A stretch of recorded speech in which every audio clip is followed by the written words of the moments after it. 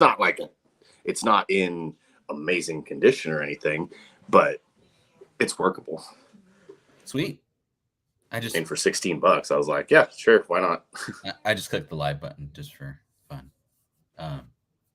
Shiitakes and giggles. Shiitakes and giggles. Yes, sir. Shop for Comics is in the house. What's going on, man? I gotta hit you up. Yeah, like I said, I'll hit you up after the show about the little 8x10, 5x7 you got going on. I'll be really cool to put up on the wall. Yeah, 5 minutes. We're starting a little bit ahead of time, just because. Oh, Jason, I want to ask. Did you want to check out that spot in Everett? There's like a little comic show in Everett going on right now. I still got to work today. You still got to work today too? What time are you gonna go? I start at 2:30, so I'd usually leave by like 1 or so. Okay, I guess I'll roll solo then to that. Sucks. Okay, cool. If anyone's in the Seattle, Edmonds area that wants to go to whatever, come through. Hold on.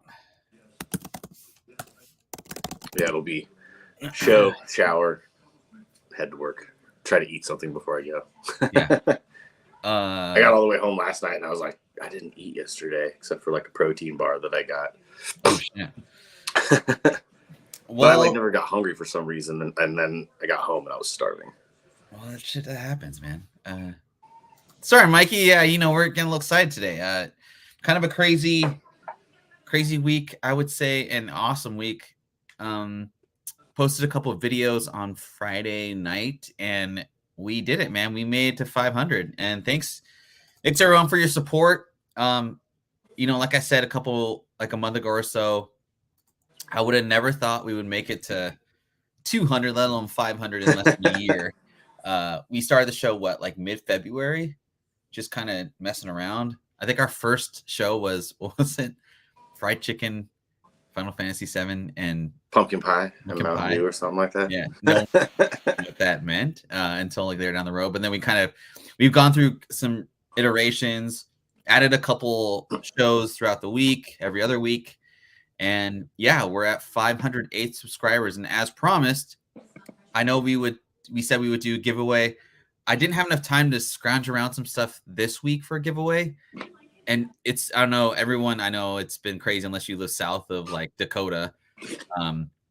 We're kind of dealing with some inclement weather issues. And it's just cold as hell over here, for real. But when we get super chats, so the way super chats work is you have to get 500 subs, and then you have to get 3,000 hours logged in. So we're at like almost 2. So, if everyone could just like put the word out, watch our past shows to basically pump up our hours and stuff, just kind of keep them going. What's a super chat? Like, I know I'm on here, but I don't know anything about the platform at all. So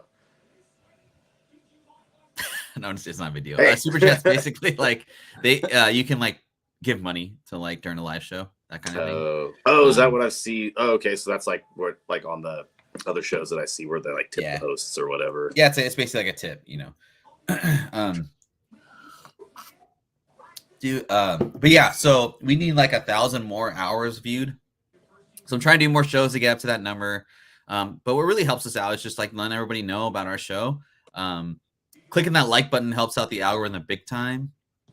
And like, if you got time, you guys, like we only got 5 people here, but if you guys have time to like go through our old shows and just critique us, maybe watch through it, just play it, on your spare time. Like that helps out as well. I believe you have a nice slab giveaway. We do, Michael, via our good friend Michael has a slab. I have not opened it yet, so basically I'll give that away next week.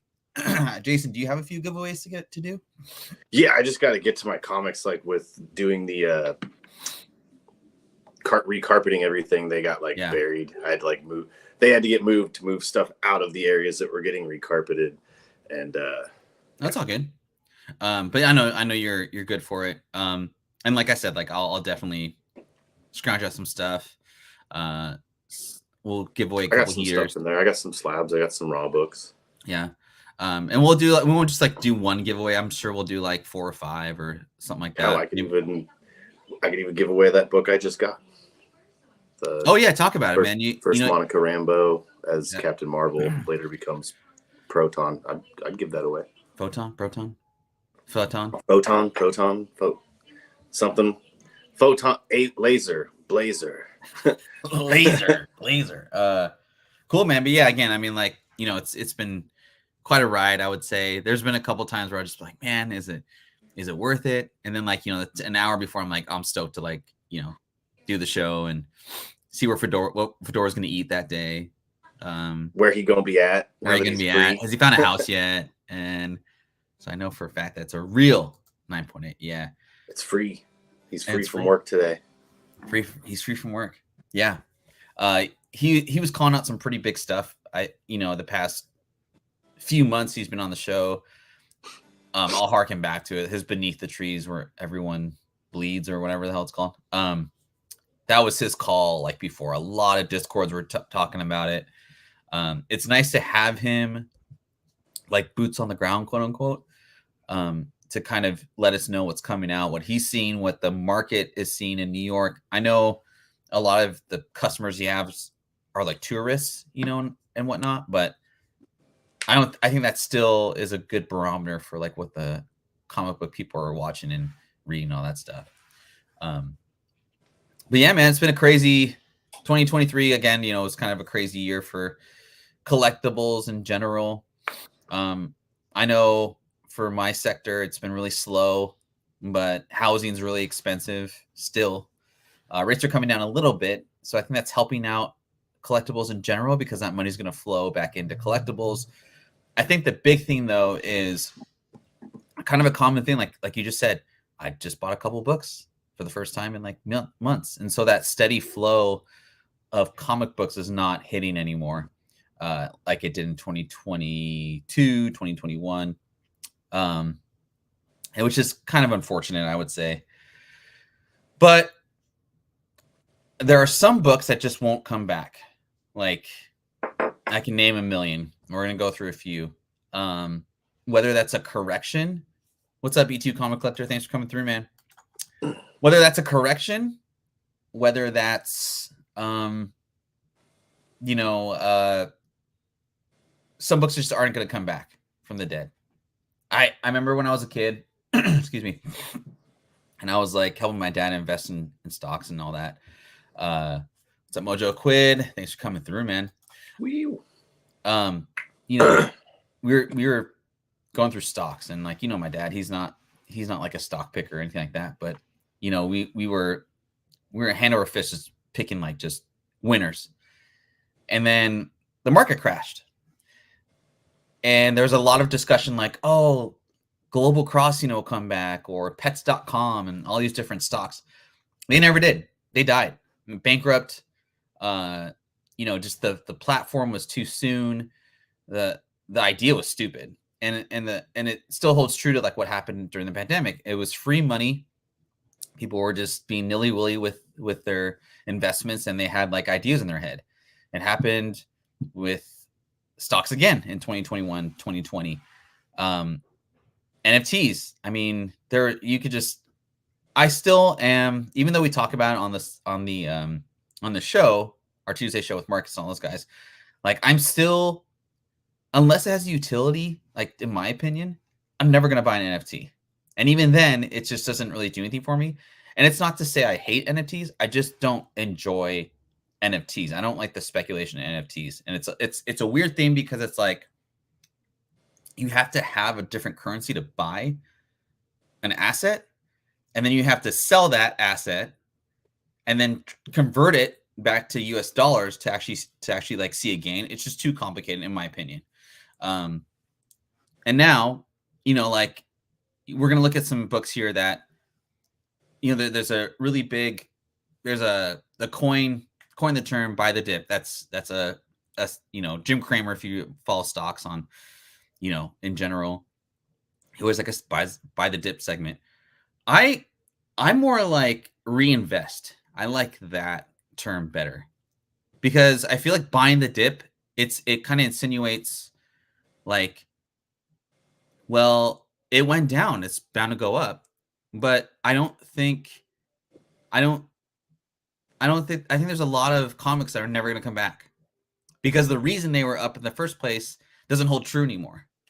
Man, do you have that gut feeling when you're like you said, Jason, you said that you just haven't bought comics in a long time, whether it be fatigue or what have you. Do you still get that like that excitement when you see, like, let's say, I'm just gonna pick a random book here, from 2021 that was like crazy. Okay, do you go crazy if you see like a Black Panther 3 First Appearance of Tosin for like $15? Do you get that same kind of like feeling in your gut that you did back in 2022? No. Right? So that feeling is gone. That's like, I look at it, I'm like, $15. I'm like, yuck. Yeah. But there's other books, right? That you're like, are you talking about the 1 in 25? Talking about any of them, man. Or that cover A, I guess, in general. That's for 15. Well, I mean, like, they kind of shot themselves in the foot with Tosin anyways. Like, they had high hopes, and then the next time you saw him, his girlfriend was like more powerful than he was. It's just kind of like, all right, well, kind of killed that character. Yeah. And like now I'm more intrigued in who she is. I'm just like, yeah. And Mojo Quid, man, like, that's a great point. I mean, like, and this segment isn't really necessarily like a hating segment. I know we've done a lot of that lately, but everyone's really hate. The quality of stuff, right, has like, it's just, there's a quantity over quality type thing. And I think the biggest thing with like the shows is there's no direction really. Oh, what's up, Cody? Oh, the shows? Yeah. Yeah. And so that's really like hit, people's, inclination to buy stuff. Well, yeah, because I like just finished that. What is it, Echo? Yeah. How was it? Ugh. Oh, really? The first 2 episodes were okay, and then it was just downhill fast from there, and the fucking ending was one of the worst things I've ever seen. I was just like, what the hell did I just watch? Damn it. Like, god damn it. Because I watched the first episode, and it's basically just like a summary of what happened. And like, the first 2 episodes were like decent. Yeah. It was like, the first one was basically walked you through her like childhood, coming to know Fisk, and then going on from there. And it kind of catches you up about halfway through the episode, I want to say, and fills in some of the holes. But then, like, the first 2 were like decent. I had high hopes, but then it was just the last 3. It was just kind of didn't really do it for me. Yeah. I watched the first episode. I thought it was cool. I'll probably just end up watching it just to do that. But it wasn't like, I mean, the show came out like 2 weeks ago. This is 2021. We would have had done the first day. I remember doing that with a bunch of shows over the pandemic. And what's up, Comics Embrace? Thanks again for coming through, everyone. About 10 minutes in, I just want to again say thanks. We hit the 500 subscriber threshold. We're not monetized yet. We have to get those hours up. But again, man, like, from the bottom of my heart, like 500 subs with, all the work we've been putting through, it means a lot to just chill with you guys on Sundays. I'm thinking that after football's over, we'll probably get more people live. We'll probably do better giveaways.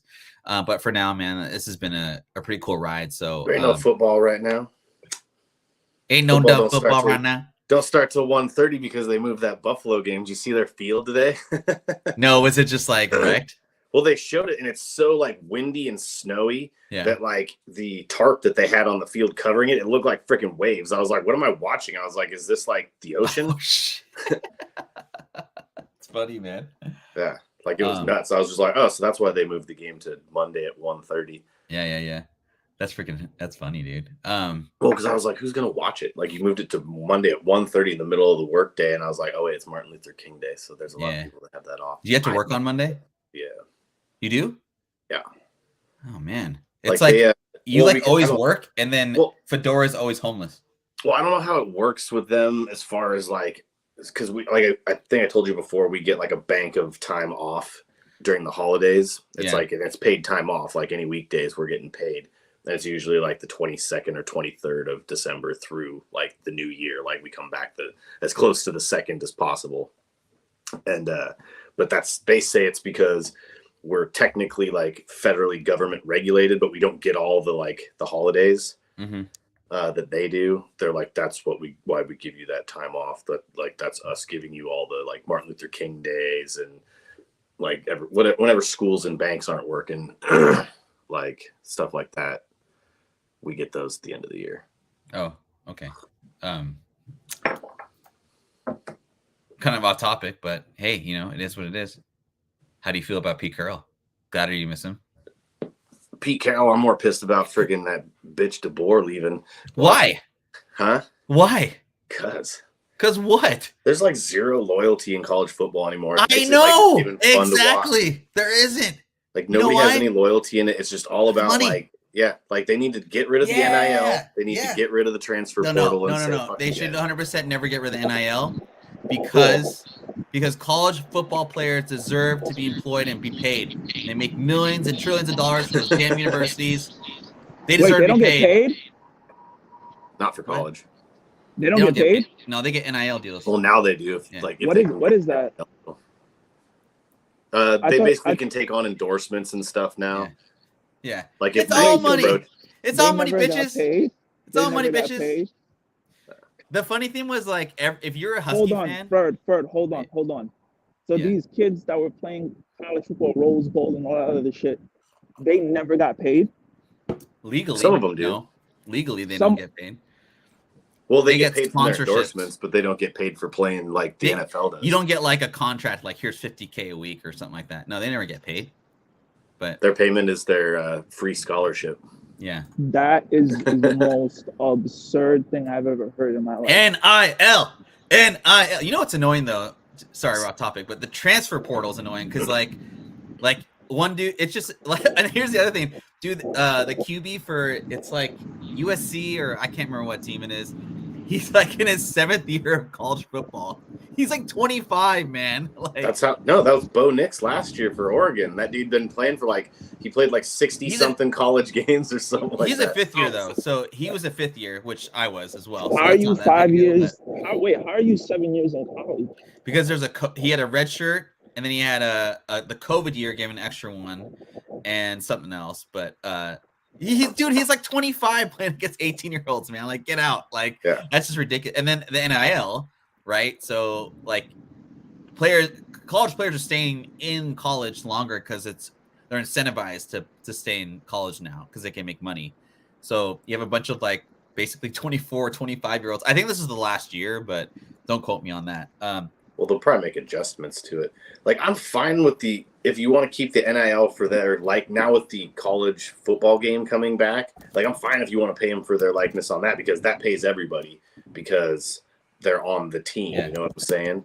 But the NIL deal just kind of doesn't work out because it doesn't pan out to everybody. Like, not everybody on the team's getting paid. Like, it's just the good guys. But wait, so Jason, to answer, because I'm curious what you think too. What do you think about Pete Carroll leaving? I get it. Mm-hmm. I don't like it, but I get it. Do you think he deserved one more season? Yeah, I think so. I think that they probably should have. I don't think that Geno Smith was necessarily the answer. I think that I would have liked to have seen him get maybe another shot with another quarterback because I feel like they're probably going to draft somebody next year. Yeah. But, I mean, I get it. He's been 500 football for the last 2 or 3 seasons now, and we're trying to win. Like, I can't wait for top 5 picks for the next, 10 years, man. Give me that top 5 pick every year. I do think that there's a slight chance that Pete Carroll comes back and coaches the Huskies next year. 100%. I do not think he will. I think there's a good possibility. Him or Coach Peterson. Why would he do that though? Why would he come back to college football? I think he still wants to coach, and his kids are coaching, and I think he wants to set them up in a position where they might be able to kind of make it on their own. So going to UW and bringing them onto the staff would make sense to me, especially since he's staying in the area. Like, he ain't going anywhere. So I feel that the reason he got fired was because he could connect with 23 and 24-year-olds. I mean, I guess like him being like part of Seattle area, I just don't see him being able to pitch to UW that like, I can't connect with 23 or 24-year-olds, but I can connect with 18 and 19-year-olds. And he's old. Yeah. I know he's got a lot of juice left, but like UW doesn't. I mean, I just that's the reason I don't think it will happen. I'm 100% for Kalen DeBoer leaving for Alabama. It just tells you that UW is not a power conference. Like, it's not a college that people view and I'm not. This isn't me being Wazoo hating on UW. I just think that he reached the mountaintop for UW football, and he's going to take the money and run. And if you're shocked about that, UW fans, he left San Diego. He left Fresno. I mean, he's been at like every 2 years. He leaves the next best thing. So I think he's gonna. I don't think he's gonna do very well in Alabama because there's a lot of pressure on him. But I'm not shocked that he left, and I'm real fucking glad he did too. Roll Tide, roll fucking Tide. That just gives me one more. I like Coach Prime. I don't know who that is, but I always see him on my feed. Oh, yeah. Whatever Sanders. That's who they should have. That's who they should have brought to Alabama. Was bring Neon Dion down there. Yeah. All right. Hey, what's up, Kingdom Nerds? Thanks for coming through. Fedora, we hit 500.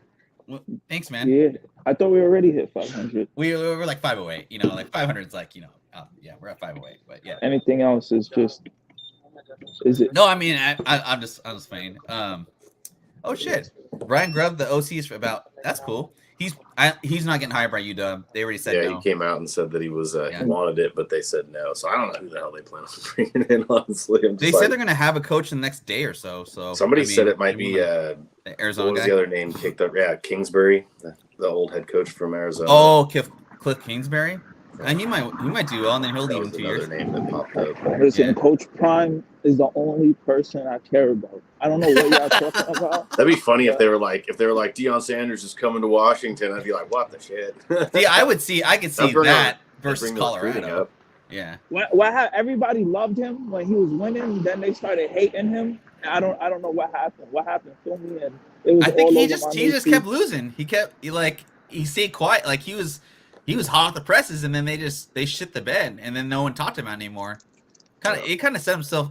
He set himself up for failure, but I'm sure he'll be fine like in the next year or so.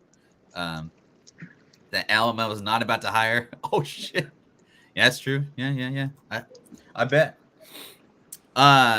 So what was I gonna say? So Fedora, we were talking about the giveaway show next week. I'm gonna try and promote and all that stuff. But yeah, man. Again, just trying to thank everyone for your support. We got 15 live right now. 15. Hit that like button, homies. That's 5 more than 10.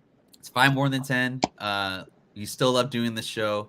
We're gonna try and make it a little better and all that. They tried to get me to work on Sundays, and I said no because I'm here for the show. Yeah. How's your week been, Fedora? How you been? It's been annoying. It's been annoying. I got a few things to say. I'm gonna start off like Coach Prime, but I won't shit the bed. All right, let's see. Just to start the podcast off. I know Ferd don't like to engage in drama or whatever. He don't like that arguing. But guess who does? I do. So if you got a problem with Ferd, you bring it to me. So with that being said, Ultimate Spider-Man #1 was not overprinted. It was not overprinted. And my LCS orders a lot of books. Yeah. We order a lot of books. Mm-hmm. That thing was sold out by 3 p.m. and it was limited 1 per customer. Mm-hmm. So then Thursday, Friday, and Saturday, all day. I'm about to get hit by a car. All day, I have people. You got Ultimate Spider-Man? You got Ultimate. People I've never even seen before. Mm-hmm. People I've never. Tourists from England, with Spain, like Ultimate Spider-Man. Like they were asking for that. So for you to say, "Oh, this is overprinted," why? Because your LCS had 50 copies in your little bum town. Come on, guy. Well, our stock is like baby stuff. Mm-hmm. Your stock is like baby stuff compared to what we have. It really is. It sold out by 3, and we sold out by 3. Mm-hmm. And in comparison, that large quantity that we had at our LCSs, that's still too little. The demand for that book was so high. Mm-hmm. People were coming in all day asking for it. All day. It sold out on the website immediately. Yeah. We only got 1 cover left. I think the cover L, the sketch variant. Yeah. So if you want to check that out, go get it. Mm-hmm. But stop with the nonsense. Mm-hmm. Stop. It's overprinted. Who cares? Because guess what? The demand didn't even meet The Supply. the supply didn't Yep. even meet the demand. Mm-hmm. So if anything, I feel like we under ordered. Yeah. To be honest, I feel like Yeah. my LCS under ordered, and we live in New York City. Spider-Man is huge in New York City. He's like the golden child of New York City. Yeah. So people were swarming for this. People were coming. I had a guy, right? He came in and then he went like this. Like he opened his mouth to try before he could even say something. I said, Ultimate Spider-Man. He went and I was sold out. He couldn't even get the words out because like, we don't even have it. Then he turned around and left. I don't know why they're bitching about overprinting because it doesn't matter. Mm-hmm. Like they could print 500,000 copies. If more people want the book than the supply, then it's not overprinted. Yep. I mean, here's for example too. Like I was saying to you, like, okay, so X-Men #1 was the most overprinted book of all time, right? But people still buy that book to this day, 30 years later. Guess what else was overprinted? ASM fucking 300. Now I know that's like the gold standard for like overprinted books, but you can't tell me that it's a $500 book. Yeah, easily, right? And I mean that book was printed to the moon. I can think like even Ultimate Spider-Man, Hulk 181, Ultimate Spider-Man, the first one, you can still get like $25, 20 to $25. And that book, I remember back in the day was like, I think it was like 800K, print run. So I think what's annoying, what kind of irked me about that post was like there was no there's it's just people just say shit, they just say shit on assumptions. They say shit on like just because I posted, oh, this must be like all I said was like I heard this is the cover to get. It is the cover. That was the first cover that sold out. It's like, that why cover not? Sold out in less than an hour. Yeah, and like why not have that be? I mean, and this tells you something else too, is that people still like Spider-Man. So for people that are worried that Miles is going to take over, I don't think he's going to take over. I think they're going to it's going to be like it's eras, right? Like Jordan, Kobe, LeBron, that kind of thing, right? But back to my point. It's a great story. It wasn't like it was fabricated, kind of like pushed by social media or whatever. It was just a really good story, and the word of mouth got around. And then the fact that it's a first appearance of of the main guy in Marvel's like relatives of a potential universe, yada yada. Of course, that's going to be the cover to get. So it was kind of a no-brainer. I would say, yeah, and like I remember looking at all the covers. I was like, 100%, I'm getting that cover. It's the coolest one. I didn't get that cover. Oh. I kind of I kind of screwed up on that one. I mean, whatever though, man. I got the J. Scott. It's you know what though, you weren't thinking like I wasn't really thinking speculation. I was just like, oh, out of all the covers, that looks the most unique to me. That's why I got it. So it makes sense, man. And it was on. If a book can get you hyped beyond speculation, like you're not even thinking about speculation. Yeah. And then they did the job. Okay. And we got FOC's second print. FOC is the 15th. So just FYI. And yeah, man, this is good for the industry, man. I wasn't, the only reason I put that up there was because like one, this is stuff you told me over on the Discord channel, and then I just looked at the market and like, everyone seemed to be buying that book. I wouldn't pay $15 for it. I'd read the story first and then go from there. But yeah, man, it popped up. I uploaded the picture because I like people on my Facebook are typically around my age or a little younger, and they don't really read comics. Yeah. So I kind of post pictures of stuff. Yeah. Just to see like people's opinions, and everybody was freaking out. They were like, "What is that? Is that like they're married? They have kids?" And then one dude left a comment. He's like, "I'm going to a comic book store right now," and he doesn't even read comics. So there you go. Yeah, I thought the story. I mean, if you guys haven't picked it up, like shout out to Fedora for sure, but also shout out to Wade.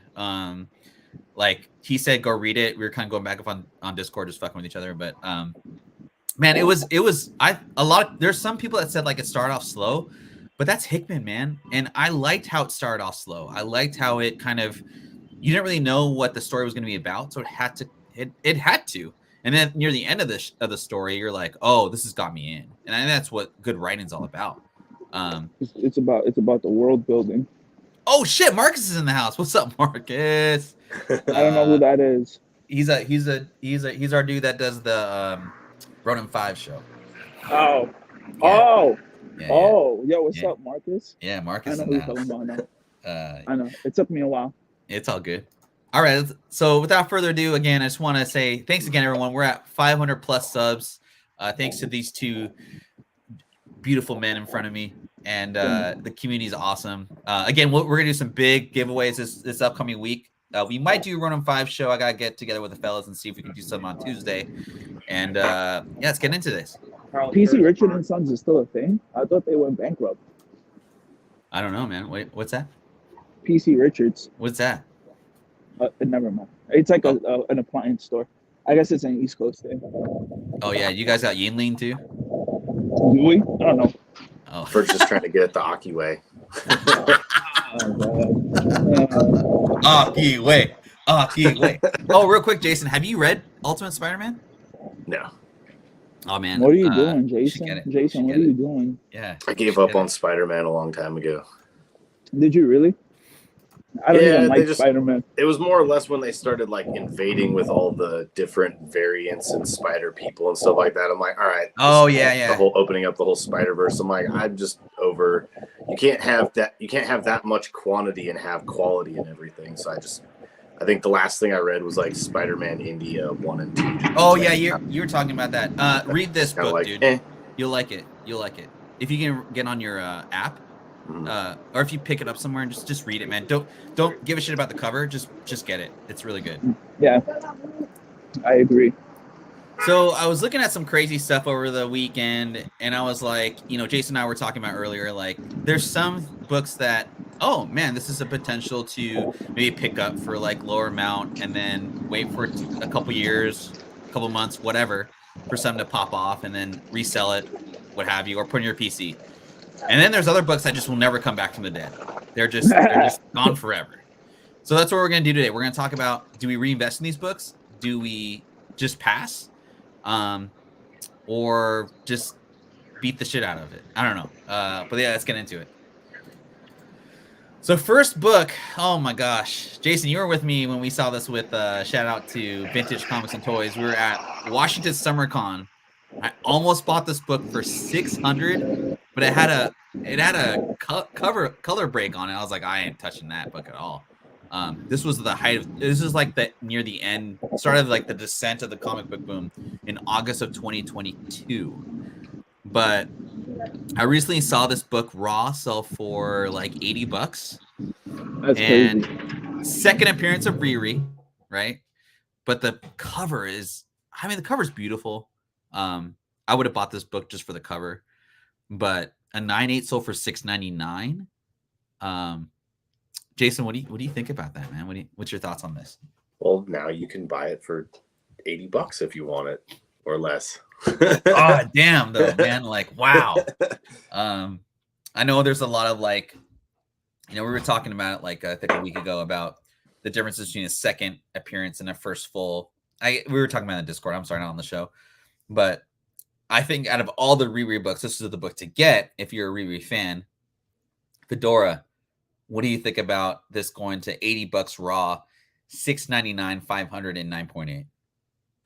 Oh, that's great if you're a Riri fan, but bad if you thought you was gonna make a few G's unless you sold it during the pandemic.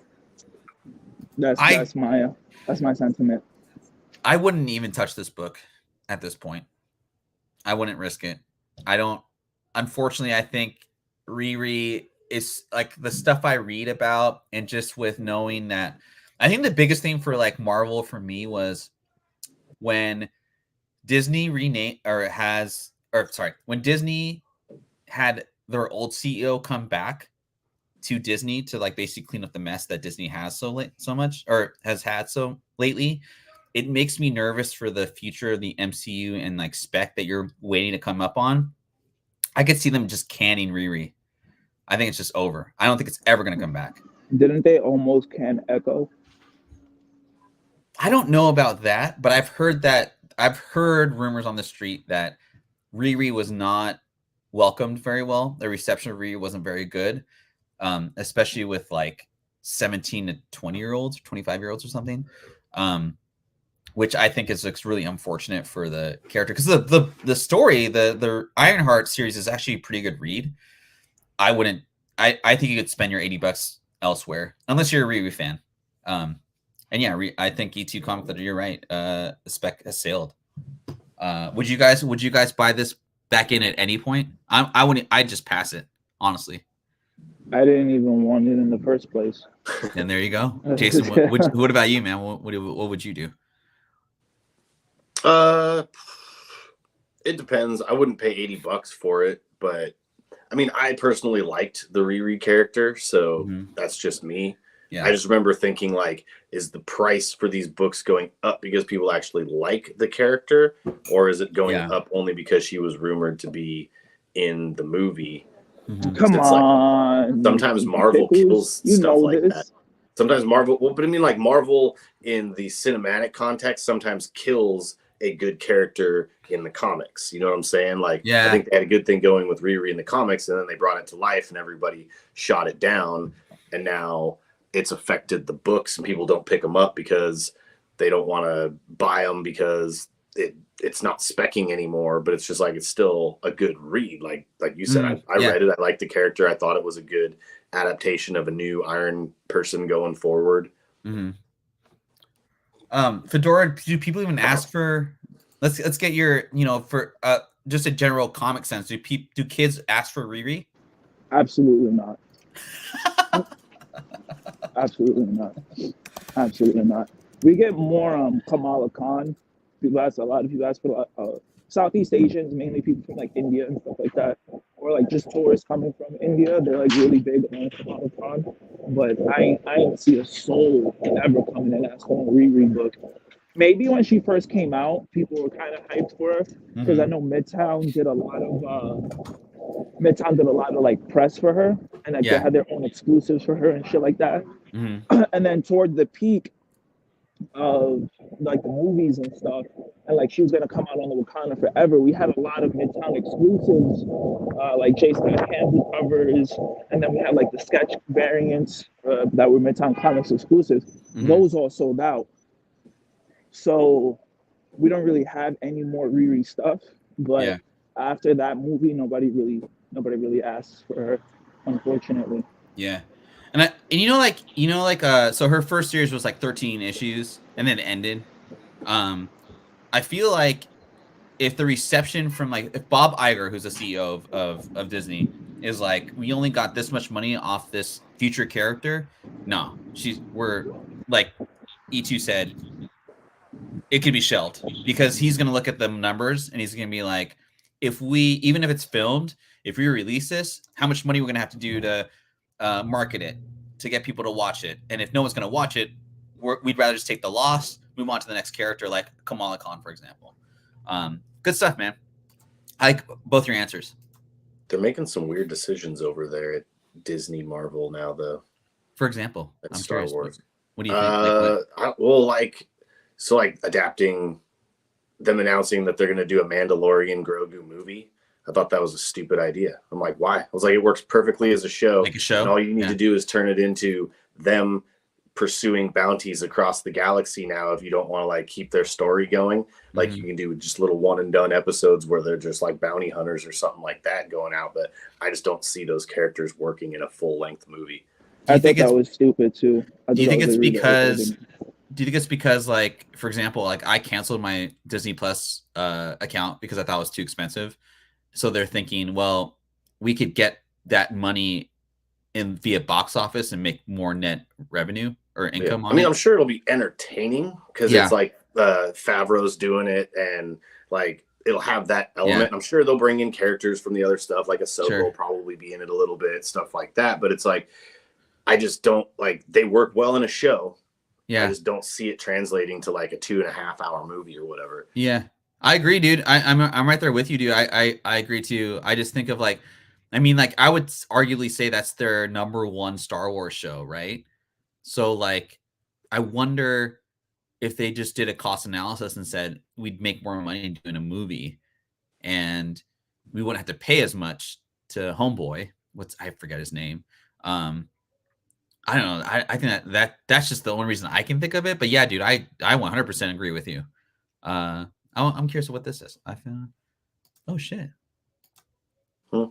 Marvel's biggest mistake is listening to what fans say. They shouldn't be saying so much about what's coming up. Yeah, people form opinions based on things that have nothing to do with the actual properties. Yeah, I think, you know, in this day and age of like social media and how things get word of mouth, if I feel like,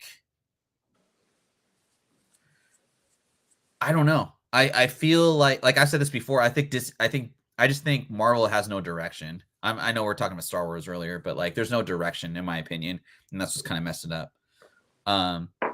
But Fedora, you're talking about Miss Marvel. Well, here's I think this is a pretty good deal, honestly. This Miss Marvel second printing of the first series. I loved all these covers. I don't know, I was a sucker for them. $55 best offer. I probably wouldn't pay this much for it, but I feel like they're really like Kamala Khan is like a main character at this point. I think she's being well received by all generations. I don't really dig her that much, but I think she's like entertaining as a newer character. I enjoyed the Marvels movie personally. I didn't think it was like box office like gold, but we had a good time watching it, Jason. And I liked her. I liked her kind of thing, or her role in the movie. $55 best offer. I like the cover and the character, but I'm 50-50 on this one, guys. I probably, me being my cheap ass, I'd probably pay like 35, like straight up. So probably like 30 would be my best offer. Fedora, I'm gonna go to you, man. What do you think about this? Picking this one up? I think that's just kind of like a book that if you see it and the price is right, you just get it, right? Like I wouldn't go out of my way, go on eBay, emailing, and if I see it, I'll get it. Yeah. You know, so I don't. This is not a book that you run out and like you hunt for. So I'm like, oh, look at this, and then you speak to the clerk. Hello, clerk. Can you bring this price down? And the clerk says, No, this is Kamala Khan. This is $100 book. What are you doing? I'm gonna check on eBay real quick. And then I say, listen, guy, I'm probably the only person in like the next month that's gonna buy this. So listen, you mook. I got $25 cash right now. That's actually not a bad deal, honestly, Jason. That's not bad. Wait, real quick before I go, Jason, where you at? What are you eating? Tell the community. I'm getting some pizza. What kind of pizza you getting? What kind of pizza you getting, dog? It's just a regular standard pizza. It started snowing outside, so like cheese? Just a regular cheese slice. Cheese. That's it. Just cheese? Okay. All right. Yeah. I gotta try Can you hear the music? A little bit. It's okay. Okay, that's fine. New York falafel.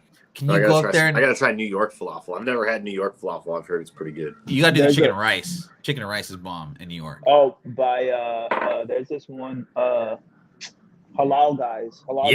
Those guys. Yeah. They came here. They're in Seattle now. They are. Yeah, it's not as good. It's not as good though. It's not the same. Yeah, it's the Aki way over here. You know what I mean? You feel me? Please stop doing that. Please stop doing that. I would say that like there's a lot of different food trucks in New York City, and you know, Middle Easterns have a food truck, Mexican people have a food truck. Give me 1 second. So it's pretty cool how all the different cultures have like food trucks. Hell yeah, man! That's what's beautiful about New York, dude. Because you guys get it from like the motherland, you know, the OG shit. Well, back to comics. Now I'm hungry. Pickles, Jason, how you feel? What do you feel about this book? I guess is my main question. Like, now that it's dipped, would you reinvest in this book? You think it's worth it? I mean, it's kind of like Fedora was saying. Like, it's not a book that I would hunt for. Like, I'm not going searching for it. But if you just happen to see it, like while you're flipping through a bin or something like that, and the price is right, sure, pick it up. Yeah. And but I think like it's not in my like I'm not hunting for it. Yeah, I think too. Like, you know, we're seasoned veterans in this comic speculation era and stuff. So I hope everyone in the chat gets this from our show, is that like, you know what books to kind of look for. You have a general idea of what the market's paying for them, or what the market's pricing it at. And we're going off eBay prices or stuff we just see. But before, like I'll be honest, man. I'd go through my key collector. I'd be like, oh shit, what is that first appearance of like whatever? What book is that? Is this the right book? And I'd look it up. But I think nowadays, with so much just kind of like information going out, we can kind of say we like, are key collector. We are the app now. We're like $10 a week. Yeah. But yeah, I just hope everyone just kind of gets that information and uses that to their advantage. I saw this book sell for like a really good price. I do have the Canadian price variant of this in like 7.5. It's not in very good condition, but the Avengers. Oh, sorry, Secret Wars #1 or Secret Wars #8. First appearance of the the Venom costume, Venom outfit. What's the other one? What's Spider-Man? Amazing Spider-Man what? $2.99. Not $2.99. Not Venom, but the first like symbiote like issue that predates this book. What is it, like $2.99 or $2.98? No, not first Venom, but like it predates 252. Thank you, Michael. That's what I'm talking about. You're talking about the Amazing Fantasy homage cover. Yeah. You got like it. Flying with the black suit on. I like that book better for like spec, but I like this cover better for just my childhood and for like the future of the MCU. I saw this go with like 26 bids or some shit for like 11.50, 9.8 for a mid 80s comic book newsstand. I thought that was a beautiful price. I remember seeing this with my buddy Comics Boards and what's his name? Anyway, we were at, I think, SummerCon in 2022. He bought 3 newsstands that were like 9.6 or better for like $4.50, and that was a steal back then, let alone now. I'd buy this raw 150 newsstand in like perfect condition. I wouldn't mind paying $1,000 for a 9.8 newsstand for this book. I saw direct edition go for 400 at 9.8, which I thought was crazy. What do you guys think about this book? And tell me why. Or Jason, go ahead first. Let's let Fedora minute there. No, yeah, I like this one. I actually seeing this is funny because I've just the last couple days been looking around at prices on this book again. I mean, I have one. Mm-hmm. It's a 9.2 though. So always looking to like upgrade. Yeah, sure. But yeah, I just started noticing the price. Like there's a lot of books that I've been like looking out for that are dropping in price. And it's weird, like which books are dropping and what's just kind of staying steady. Yeah. Mm-hmm. Like there's like bigger books like this. And even like, I think Vintage posted a thing today, like outing one of my other searches about Marvel Spotlight 5 and the cap for that friggin' dropping so low. I'm like, damn it. I'm like, you're outing my strategies. I was like, I saw that shit too. And I'm just like, it's all like some of those books, like they're dropping in price, but like say a first Constantine Swamp Thing 37, those are like steady staying the same. Like I'm not seeing those prices drop at all. Yeah. So it's just kind of weird what books are dropping, which ones are coming, like, and it's like books like this that are actually, I mean, I guess spec worthy books because we all know that Secret Wars is coming. Mm-hmm. Like it's weird that it's dipping, and some of this other stuff like Swamp Thing books or like those are like kind of staying the same, even though there's like news on the front for them. It's just a ways off. Yeah, no, I think what'll really, like, if there's anything to push this book even further, you're gonna have to wait on this. This has to be a PC book if you're buying this book, in my opinion. But if kids see, what's his name? Who plays Spider-Man right now? Oh, fuck, what's his name? Tom Holland. Tom Holland. They see Tom Holland in the suit, dude. Kids are gonna want this book even more. Fedora, are you done? Are you done with your pizza? Can you give us your opinion? I think that was a book that I used to see as a kid. Mm-hmm. My uncle had it when I was like a kid, framed in his apartment, and that was like at a time when like You didn't do that, really. Speculation, yeah, or speculation wasn't even CGC wasn't even around at that time. Right. You know, so speculation wasn't like a huge thing at that time. So I think that like that was like this is a book that everybody always felt was gonna be something. You know what I'm saying? So um yeah, I'm not even like a huge Spider-Man guy, but all the homages that they do of this book, and this is like a book that everybody knows more or less. Yeah. You know, so I would say that if you could get a good price on it, I would say yeah, get it. Yeah. I mean, 400 for direct edition, 9.8. Are you kidding me? No, I'm not. That's crazy. And Michael Baker, this is a good point. Given how the CGC reholder scam continues to grow, buy the book, not the grade, has ever been more true. That's true too. Yeah, someone asked me about what my thoughts were on the CGC grade. Or the scandal. I think it's too soon to tell, because if the market starts to pivot towards CBCS, then that tells you that people are pissed off with CGC. Hasn't happened yet, and I know that because I haven't really looked at CBCS as a alternative for myself. Oh, I meant to put that's supposed to say Walking Dead. Sorry guys, I was up this morning doing the sides today. Does that not say Walking Dead? Shut up. So yeah, Walking Dead. Arguably, like, I feel like this may not move the needle too much, but like maybe 10 years from now, this book is a $10,000 book. I don't know. And this is why I think this is a buy at this price point. 2,500 I saw for 9.8 go for this book. I remember when this was a $10,000 book at one point, because no one is, you got short print, you got arguably the comic that started the independent option boom, quote unquote, right? So I think this book is the book of the 2000s. It'll be a top 200 book of all time, I think, forever. The biggest thing, though, for me is that compendiums of this book always sell out or are on like a Barnes and Noble like back order like list all the time. I don't know if the shows are helping a lot. I'm not really inclined to like be like, oh, I can't wait for the next iteration of The Walking Dead, the show. But as far as like I'd put this book up on like my top 10, of all time indies or comics in general, with like Spawn #1. I just think this is a good buy at this price point if you're going to invest in the property. Fedora, what do you think? Don't drink too much Red Bull. We need you here next week.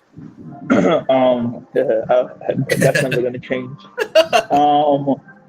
Nah, man, we get a lot of teenagers coming in here buying, looking for like the single issues or the back issues, and back issues are like impossible to find. We don't have any back issues of Invincible and Walking Dead back issues are like, I've never seen them.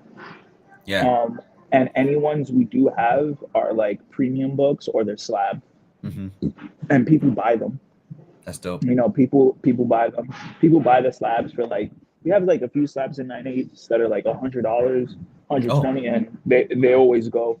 So, and it doesn't even, it's not even, it's like a minor key. Somebody will come in, oh, that's Walking Dead, boom, let me get it. I had like a kid, he was like, I don't know, like 19, 20. And he was just like, my dream is to own The Walking Dead #1. And then I had another kid say like, yo, like when I grow up, I want Invincible #1. So like, that's already telling you right there that like there's young teenagers out there that maybe they're not hardcore collectors, but they're spending whatever little bullshit money that they get on their little weekend job on collecting something that they like because they saw a show. So, and honestly, I look at it as when I was like a teenager, I didn't have a lot of money, so I only bought like one comic. You know what I'm saying? Yeah. I bought like, I don't know, whatever the hell it was. Right. But then when I got a lot of money, I went to my LCS and started buying a lot. So, right now, The Walking Dead is something that he likes to collect. And then when he starts getting a full-time job working 9 to 5 and he gets older, he's definitely going to branch out into other books. So when I see that, and I see that like kids say like, oh, it's my dream to own Walking Dead and Invincible, like I would say that right now, like if you got the money, jump on it Yeah. because those kids are gonna headhunt you. So get the jump on them. Before we go to Jason, like, oh man, I don't know about that, man. I would say it's top 10 period for characters, man, for me. But respect. I like the opinions in the show. Well, You know, we're so all you know. I'd You're gonna ask say, in Jason? that. I'd That's a ask in that, controversial opinion. It's a Very Yeah, controversial my opinion. thing is that is it considered an indie book at this point? Because Image is a pretty well known and mainstream entity now. So is it considered an indie book only because it was an indie label when it first came out, or are we talking about the span of the label? Because I would consider Image to be relatively big, not as big as DC and Marvel, obviously, but I'd put it like up there in the upper three probably. So I'll use a football reference to like I think what Image is today. So I would say like Alabama is like Marvel, and like Michigan is like DC, and then like like Image is like West Coast Conference when it comes to like market share. Yeah. No, I'm just sorry.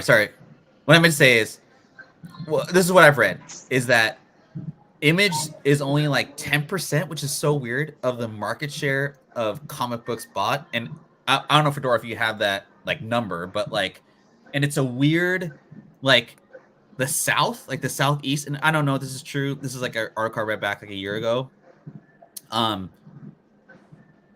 Like the South does not buy Image comic books. It's a very small like segment. It's mostly like West Coast and like Northeast, I want to say. So that's what I mean by like indie books. I guess that's what's I not necessarily me, but like in general, I think when people say indie books, Image is part of that independent. Even though, right, Jason, like, Well, I because mean, is it's the Invincible? third publisher, right? Huh? Is Invincible? Is that Image too? Yeah. Because it's just like it's weird to me that like they're considered indie, but like they have big book runs like Spawn, The Walking Dead, Invincible, like all these huge names of people collecting them, and it's just like I can't believe they're not bigger than they actually are. Yeah. I mean, I agree too, man. Like I guess when like I said, I'll repeat myself, but like I think it's just the notion that anything that's not Marvel or DC is considered independent. Fedora, would you agree with that statement? Yeah, I would say Yeah. so. And it's just it, but like to you and me, Jason, like, I mean, I would say that for me, it goes Marvel, Image, DC, but like Yeah. I don't buy like a ton of books anymore. And that's another reason why like Image is like tough to find because it's a third publisher. 10% of the comic book share, like, so for every 10 books, only 3 are Image books, or sorry, 1 is an Image book. That seems weird, right? I don't know. I would say that that's accurate. Yeah. I would say that that's it. But like, if I had to like think of people that like I ring up, I would say that that's accurate. Would you say, Fedora, I'm curious about this. Like, would you say that when you ring up like a 18 to 25-year-old kid, do you notice that they're buying more indie books versus Marvel and DC? Just Marvel. Just Marvel. Oh, okay. Well, that's good to know. There's some people that like it's weird because people that buy DC only buy DC. Like it's okay. I don't know. It's weird because I feel like hardcore Marvel fans, they kind of buy like everything, a little bit of everything. Where it's like people that read DC just stick to like DC, if that makes any sense. Because I ring up a lot of people that only read DC, like only. So I don't really ring up people that only read Marvel. It's really weird. I probably do, but it's not as much as like people that read DC really read DC. Like they buy every title, and I feel like I come across that more than I do that somebody's just like, oh, I only read Marvel. Okay. That's good to know, man. This is good info, man. This is why we have you on the show, man. Otherwise, I don't know. I'm just kidding. I'd be on the street. Well, I'm already on the street, but you know what I mean. But Fedora, that book's gonna spike though soon. I mean, I think it's a good investment. Like I'd put it under like lock and key. You know what I mean? Like that's a. Well, I just mean I know that with this book in particular, especially with Rick Grimes coming back into the fold here soon. Yeah. I think that book's going to go up in value. Yeah, and I think it's just going to bring awareness. Like I said, I'm not really excited for it, but I think it's gonna bring a new like generation to watch, or like bring that old generation that liked 1, 2, and 3 seasons 1, 2, and 3, to be like, oh man, I missed that, because I'm definitely thinking about doing it. K-Trons, what's going on, man? Did you get my book that I sent you? Just curious, because those USPS people. Anyway, image trades sell very well. What? Sorry? Somebody asked if image trades sell well.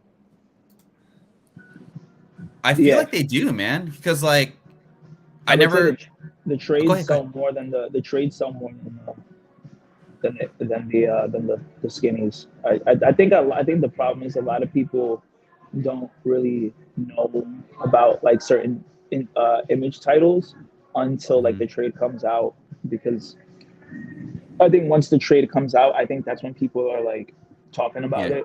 Yeah. But yeah, I would say a lot of the image trades that we sell, we don't even have the number ones to them. That's cool. Pause real quick. What is that? Is that she's a maniac playing in the background, Fedora, where you're at? That's awesome. Okay, so just, to our next book, Batman 357. I didn't know this was on Stein's top 10. I just watched it this morning, so apologies to the Stein peeps. But if you're not following Stein's top 10, give them a follow. They're great peeps over there. Brian McLean, Yeezy, and Red Hood. Pull this book from them? No, I was watching the show, and then I was like looking for this book, and they talked about like they're almost 10, I want to say, and I was like, oh shit. So I just wanted to disclaim that. So Batman 357. This is actually this is my first comic I ever read. So this is always like one I'm always looking for. And before the Jason Todd stuff came out about this being his first appearance, I remember reading the shit out of this book. So it always has nostalgia for me, and so I always try and find it. But yeah, $80 raw. I saw this go for. I think it was a newsstand, which I think is pretty crazy. I think Jason Todd, like if I think of kids reading comic books, I feel like if they're reading DC, they should either read Damian or anything Jason Todd, like back issues, whatever. I think those are the top two. Jason Todd is the Red Hood, right? Yeah. Yeah. People ask about Red Hood trades all the time, like coolest, girls and young kids mostly. Coolest character, right? I see him in video games. I see Red Hood. And I'm my opinion, right? So I'm a little biased, but I was playing. You got to play as the Red Hood. Exactly. And that's kind of what made me think. It was right after they brought him back from the being dead. What game was that again? Gotham Knights. Real quick, Jason, would you recommend if you could download Gotham Knights for $20? Is it worth it? Yeah, I had a lot of fun playing that game. Really? Mm-hmm. Especially if you like the gameplay is similar to if you liked the Arkham series that they did for Batman. Don't pay anything more than $20 though. Yeah. For the video game? Yeah, don't pay anything more than 20. Okay. I got it. When I bought it, it was on sale. Like I usually check the sales on the store or the in-app store or whatever. I think that's what everyone does now. Yeah, I do. Either that or like if it's an EA game, because I've got the EA pass, it eventually just becomes free to me. Oh, Jason, after the show, hit me up if you need any EA games. I got a connection. Oh yeah. Yeah. Canadian. Fedora, man, you said you hear kids talking about wanting a Red Hood or Damian, Jason Todd, whatever. What do you think about this, man? For $80 raw. We had that book. Okay, never mind. Yeah, I don't remember what it sold for off the top of my head. Mm-hmm. But we had it. I don't see it anymore on the wall. It probably sold, but see, yeah, we had that one for sure. Yeah, so 1980s book. I think for $80, it's a good buy. That's a double first appearance. Double first appearance, right? Yeah. With the video games being like I'm into the kind of this video game spec personally. I think if a video game comes out and one of your favorite characters shows up in that, I think that's actually like a better spec than the movies, because the video games is really where it's at, in my opinion, as far as getting it to a media that's actually consuming it, right, with kids. You gotta get the God of War #1. That was Dark Horse. Got Yeah, it. we spoke about this a long time ago. You got it with the Sony logo. I think so. I think it's in my back issue bin, somewhere. Jason, man, do you like this book? Yeah. Oh yeah, I like Jason Todd. Do you have it? Cool. I do not have this now. Oh, okay. All right. It was still going for more than I wanted to pay for a while. Would you pay $80 for this? In newsstand? For like newsstand, yeah. Maybe in like a high grade, I might offer like 65 or 70 and see if they go for it. He's a bargaining man. I mean, if they don't, I'll pay it. But if it's worth offering. Okay. Well, I like it. I like this too. I like this for reinvest, quote unquote. But I mean, for me, I'm a little biased just because it brings back a good childhood memories for me and stuff. We're about an hour and 5 minutes into the show. Again, I want to thank everyone for the banter back and forth. If you're new to the show, tuning in, follow my homies Paul in the 619. I think he has a show coming up next week. San Diego, what up? And then where is he at? Oh shoot, I don't know where he's at. Hold on. What? Where's? Who are you looking for? Oh, Brian LCS. He is a good friend of the show and Southpaw Brad's Sunset to South show we do on Wednesdays. We'll be running that up again next week. So just hit that like. We're at 500 subs. We're gonna do some good stuff next week as far as giveaways. So I thank everyone for stopping through. Fedora, I hit you up this morning and I was like, hey man, that notification West Coast. What up? Yeah. Out of my sleep. Oh, that's all good, man. Nah, that's good. That's good. It's good I woke you up. I might not have made it. You may not have made it. Oh man, just kidding. No, that's all good. So Venom 3 third print, and I threw this Dylan Brock in, just for. I don't know if the weird Kid Venom craze. Yeah, so I was just curious, man. I wasn't trying to like ruffle any feathers or anything like that, but like here I'll share this real quick. Like I don't get this. I get it. I get the reasons why people said that, like, okay, this Kid Venom Origins book, and this isn't like an FLC hate, like honestly, like this. I was just generally curious of what, like, so I hate how Marvel, they have good characters, like honestly, like Tosin. Without the shit we talk shit about with it, they presented the character, everyone liked it, and then they didn't do shit for it, right? They did, like Jason was saying earlier, they did his girlfriend, but they didn't run with Tosin. I feel like this is kind of the same thing going on. I haven't read the new Venom series, but like to me, Dylan Brock is quote unquote Kid Venom. So why have, and I get, like, I know the reasons, like it's manga, right? Just make a new character. Why do a Kid Venom? I don't know.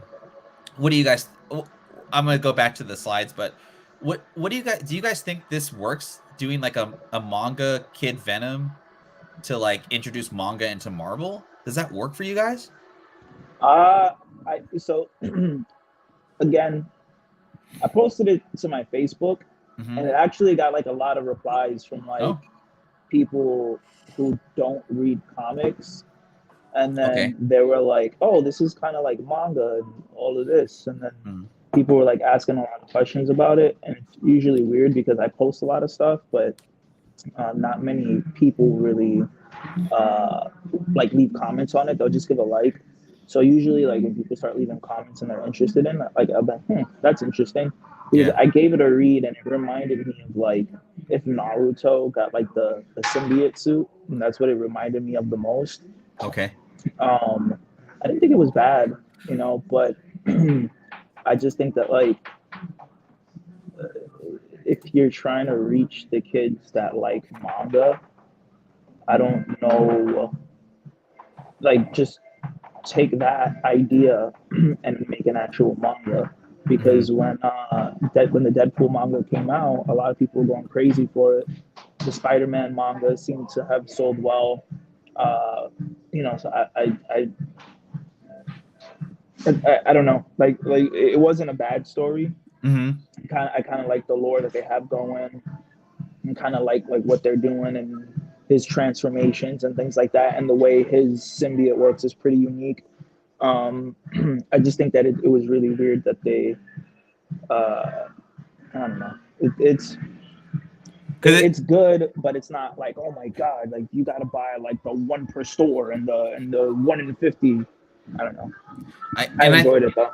It confuses me too because like again like what I mean you have Dylan Brock already. He's like Kid Venom to me, so it's like you have two different Kid Venoms in my opinion, and it makes more sense with Dylan Brock being Venom, being that Kid Venom because his dad was Venom.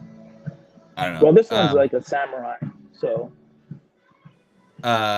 Oh, okay. So I haven't read it. So I honestly, like, to me, I wasn't trying to hate. I was just like curious of like, I'm glad you read it because it sounds like it was pretty good. So I don't know. Maybe I'll check it out. It wasn't amazing. I personally like the Sailor Moon Venom a little bit more, but okay, that's good to know too. Jason, your thoughts about this Kid Venom and like, do you think it's just like a push, or well? So is this actually like their attempt at like their own manga series? Is that why they did it? Like this the whole book in that style, and that's what they kind of wanted to do with it? They got like a mangaka from Japan. Like that's his book. That's his title. He did like he has like some notable works. And he just drew it and wrote it himself, and then somebody colored it for him. Because there's only like 2 names on like the on the credits. Oh, so well, if that's kind of what they're doing, then I can appreciate it a little bit more. At first, I was just kind of like, why are they doing this weird new character just because they did Spider-Boy? But if that's what they're trying to do, and they're trying to kind of create and branch out and have their own section of Marvel dedicated to manga, I kind of like that idea a little bit. But I'm also in the boat with Ferd. It's like, well, why create a new character when you've already got one there that you can just kind of go with if they wanted to start a series? Yeah. But if they're going to do this, that's cool. But I'd like to see them do something different than like create variants of their already current characters. Like, I'm hoping that this title, like if it is, well, which they said it was going to be ongoing. Okay.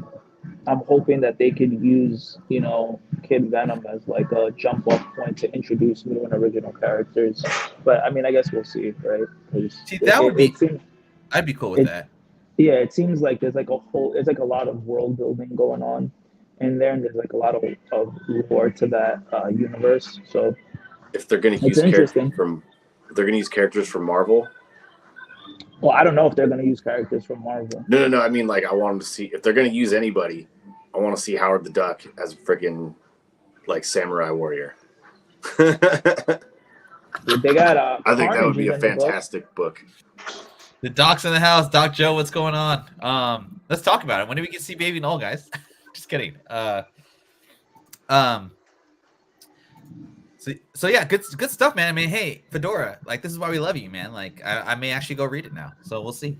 It's okay. Like, it's okay. It's okay. not gonna blow your hair back. It's not gonna blow your hair back. But it was a fun read. Somebody convinced me to read it, so I was like, I was on the same boat as you. I was like, why do we need a Kid Venom? And the guy was like, just give it a read. You like manga, right? And I'm like, I guess. And I enjoyed it. Okay, that's good to know. So kind of back to the Venom 3 and Dylan Brock first appearances. I saw the cover A go for 159.8. Wow, that was kind of tempting. I still love the third print. I have like 4 copies of it.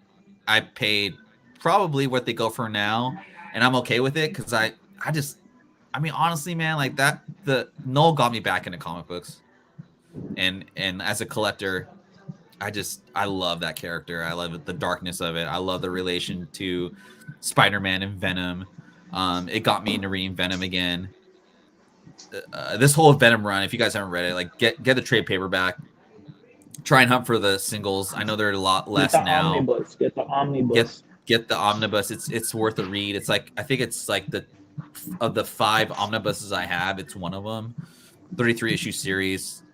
The number 9 is the appearance of Dylan Brock getting, I think, the symbiote seed or something. I can't remember exactly, but that was the book I wanted, and specifically this one. I saw it go for 30. If there's a current listing right now going for $30, I might bid on it just because I know this is a tough book to get 9.8, and this was going for like 150, 200 raw. I did see it sell for 700 back in the pandemic days, but we're not really talking about that. Yeah. Would you guys reinvest in any of these at the Yeah, prices sure. they're selling for now? Yeah, sure. Why not? Right? Jason, I mean, know not you have everybody could be like me and get a free copy of That's First right. Appearance and all third print. That's right. Shout out to who sent that to you again? Who sent that to you? There was a viewer that he was just like, yo, like he messaged me on the DM and he's like, yo, I have like 5 copies, all near mint. Like, you want Fuck, one? man, that's awesome. You were telling me they were in dollar bins, you know? So, yeah, and then he was like, here, man, like, it's like, I know you don't disclaimer, flip or sell books, so enjoy it, man. It's yours. Here. Yeah, sorry. so- Sorry, I gotta put that banner up. I gotta put that. Here you go. All right. I like how you have it ready. Oh, dude, yeah. This is all I'm here for. Jason, did you? I know you have the Venom 3rd print. Would you get the Venom 9 animation print though? Did you like the series? I'm asking like 8 questions in one, but could you answer all 8 of them for me? Yeah, I like the series. This series came after the King in Black and all that, or was it prior to? I can't remember. Prior. I read the Absolute Carnage leading into the King in Black, and then the Venom series or whatever. I kind of read that whole. It came before. Yeah. Like I enjoyed it all. Like that was some of the better like Venom stuff that I had read in a while. Yeah, it was like, but I just remember how like I liked it because some of that storyline was just so dark, and like it felt, I don't know, like there was like points of it where you just it felt like hopeless and stuff like that. Yeah, that's what I liked. The hopelessness, the death. It's great. Fedora, man, what about you, man? I know you obviously have the 3rd print. It's pristine, beautiful. But what about this animation? What do you think about that, man? I think Dylan Brock and all are probably like, I think those are the only 2 characters in like all of Marvel from like that pandemic era that would probably be worth reinvesting in. Like if you could get it for like 100, 150. I mean, like yeah, because I think Dylan Brock is probably at some point gonna be. I feel like Eddie Brock is gonna be null level at some point, and then we won't see him ever again until like something crazy happens, and then he'll show up. But I feel like they're probably building to a point where it's gonna be Dylan Brock as like the new Venom, and then Eddie Brock as like some like cosmic celestial being. That's just my take. So they're already like paving the way to kind of like phase Eddie Brock out, and then they'll just have Dylan. Yeah, I could see Null coming back and fighting Dylan Brock for the seat, for the throne again.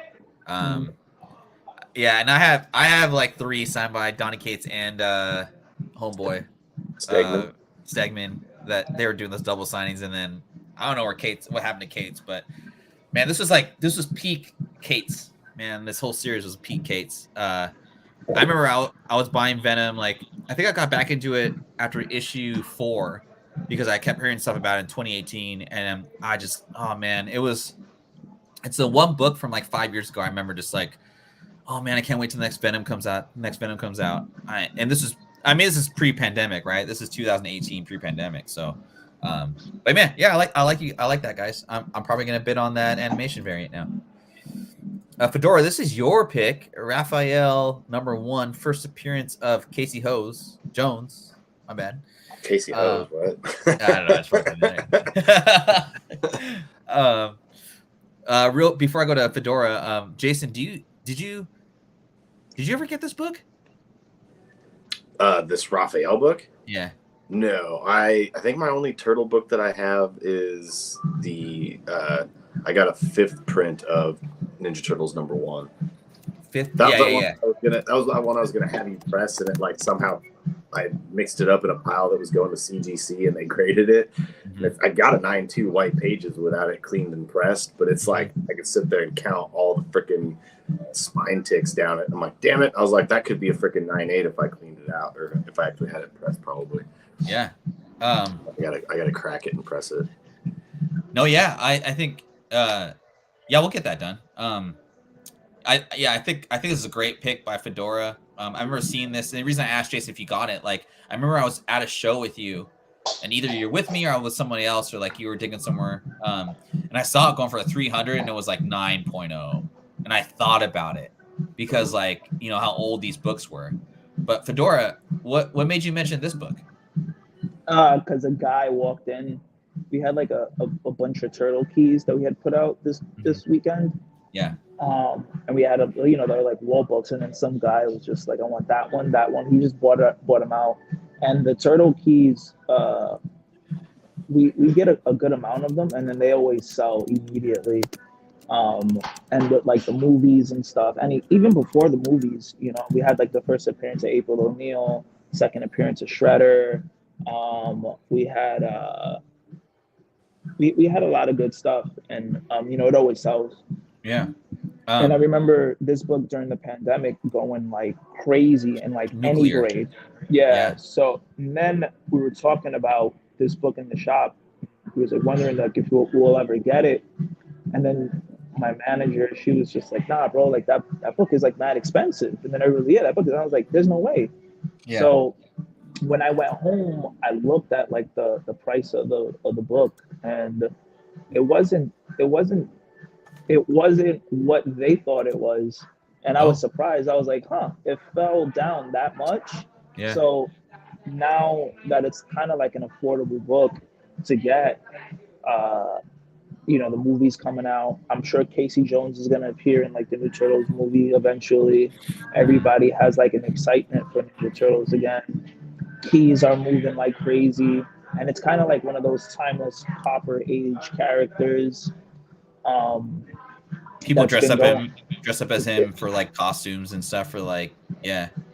Kids still have like the little book bags in the lunch boxes. Yeah. I still see, little kids. Like I see it on Facebook. I see like a lot of like my friends with their kids, and a lot of their kids have like Ninja Turtle shirts, Ninja Turtle themed parties, things like that. So I think Casey, and even the game was doing successful. So yeah, as Casey Jones, I feel like is almost as popular as the Turtles. He's kind of like the fifth turtle, right? In my opinion. So yeah, I think that right now this is like a good book to get.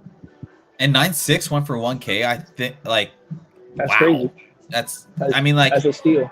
That's a major steal. I mean, the first, second, third prints are like for the original, Turtles are really expensive. The number 4 second print, the video game cover, that's another like key, I guess you would say. But yeah, I think Casey Jones is like the Wolverine of the Turtles universe. He's kind of independent. It's kind of a badass.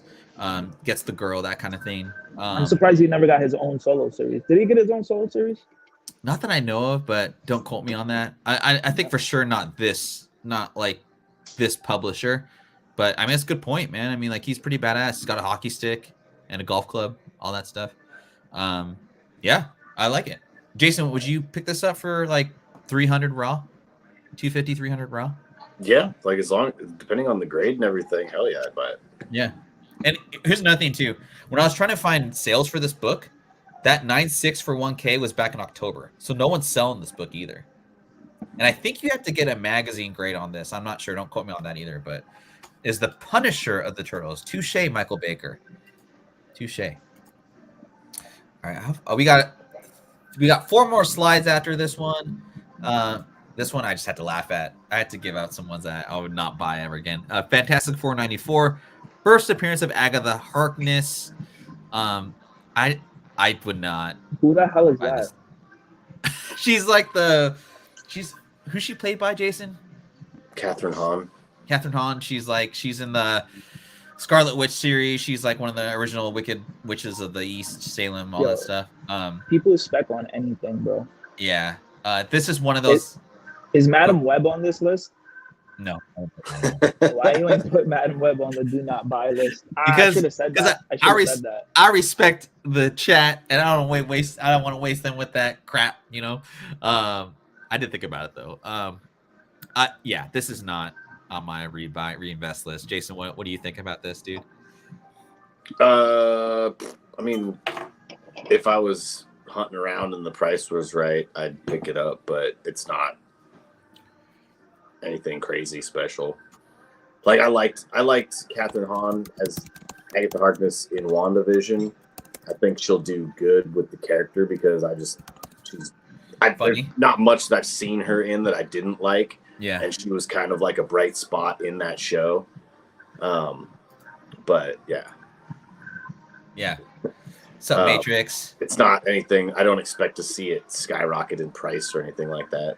Yeah. Like, to be honest with you, until you like put it on here, I was like, oh yeah, I forgot that she premiered in Fantastic Four. Cool. Yeah, and that's kind of what I was hoping for when I picked up some of these books. It's like, oh yeah, I remember that book. Oh yeah, I wouldn't pick that book ever again. Fedora. I want to ask you. Never seen it. Yeah. I'm not a Fantastic Four guy, but I know we have some Fantastic Four keys that I've seen us sell. Yeah. I've never. Don't buy it. No, and you know, like. Go ahead. I don't even know who Agatha what? Who's that? What was it? He was spending $200 on that. 208.5 just recently, an 8.5. The funny thing is, like, and no disrespect to people that like Fantastic Four, the only Fantastic Four character I've ever liked was Silver Surfer. But beyond that, I never got excited for like there was rumors that like Donny Cates was gonna write Fantastic Four and blah blah blah. X-Men 94 is greater than Fantastic Four 91. I love it. It's great. And this is kind of how I feel about this book too. Agatha is a pass, but I'll watch the show. In passing, right? Go ahead. I think also with Fantastic Four, anything sub 100 that's considered a key issue, like. Granted, Agatha might not be a huge character, but it's considered a key issue. I think they carry a premium just because.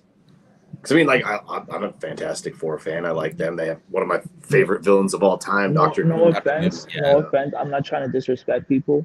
This is going to sound crazy. Disrespectful, but Fantastic Four is like an old people book. Yeah, dude, that's what Matrix said. Oh, yeah, I didn't even see that.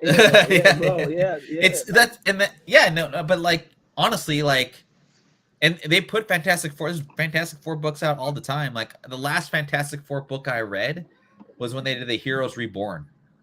The only reason I got it was because Jim Lee was in Edmonds signing books, and I had to get a Jim Lee book because I didn't have X-Men, or I don't know what it was, but yeah, that was the only reason I got it. So, anyway.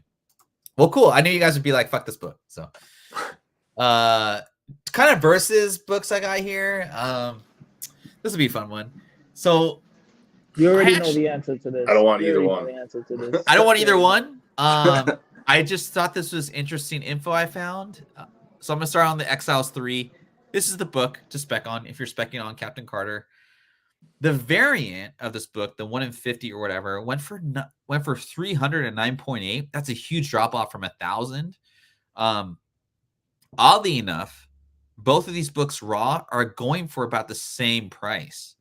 So I'm eating a little bit of crow here. I thought that Exiles 3 would always surpass Captain Carter 3, the animation variant, but they're about the same price. Now, granted, the Captain Carter book on the right is a ratio 1 in 25 versus the Exiles 3, which is just a direct edition, or it's not the variant. But I just thought, I mean, to this day, man, Exiles 3 is the book to get. The market has spoken. I'm sorry. Listen, all right, listen. Fedora. Remember what I said in the beginning. You don't like the drama. You don't like to get it, but I do. If you're specking on this Captain Carter book, the one on the right or left, or however you facing your screen on the computer right now, stick your head in an oven. If you told people that this was going to be the book to get, unalive yourself.